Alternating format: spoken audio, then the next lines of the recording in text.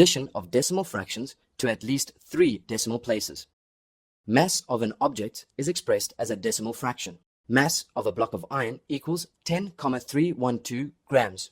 Mass of a wooden block equals 12,880 grams.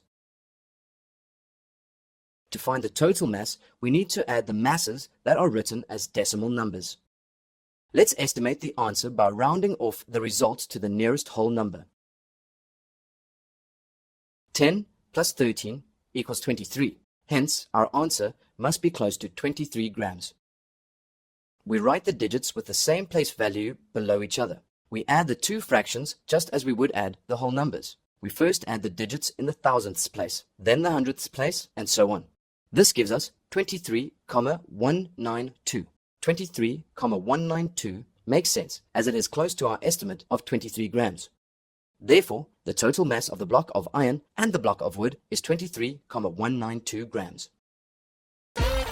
Need more help? Subscribe to our channel. Can't wait that long? Ask Maskly to help you and let the math finally start mathing.